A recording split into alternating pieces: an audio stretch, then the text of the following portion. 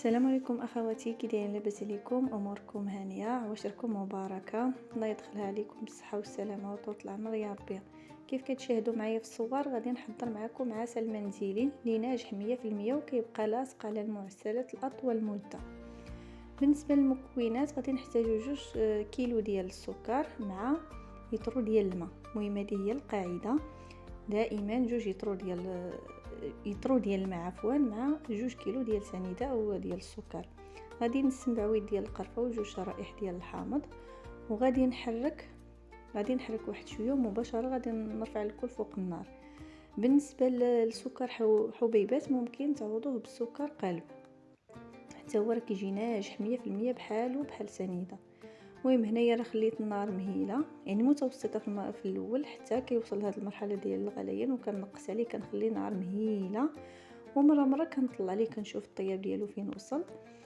هنايا في هاد المرحله باقي خاصو الطياب، ملي كتشوفوا الحامضه هكايا باقي ما خداش داك اللون الذهبي، وفي نفس الوقت باقي كيبان لكم بحال باقي شويه خضر.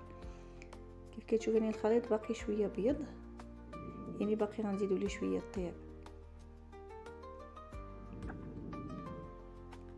وبالنسبه في المرحله هذه هنايا راه العسل ديالي قرب يوجد، يعني كتعرفوا غير بالحامض بحال هكا كتاخذوه وكيبان لكم باللي راه طايب وخدا داك اللون الذهبي ديال العسل.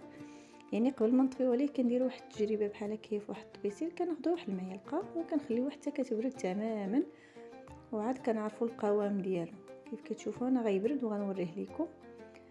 ها انتم انا صبرت عليه حتى برد يعني تماما، وهذا هو القوام اللي بغيت نحصل عليه.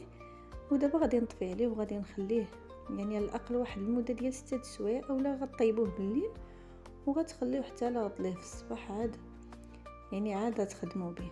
كيف كتشوفوا انا خليته بات ليله كامله، وهنايا راه بارد تماما، وهذا هو القوام اللي بغيت نتحصل عليه. هذا العسل يعني كيجي ناجح 100%، وكيف قلت لكم كيبقى يعني لاصق على المعسله لاطول مده، واخا يعني كتبقى واحد المده اللي هي طويله كيبقى باين في المعسله.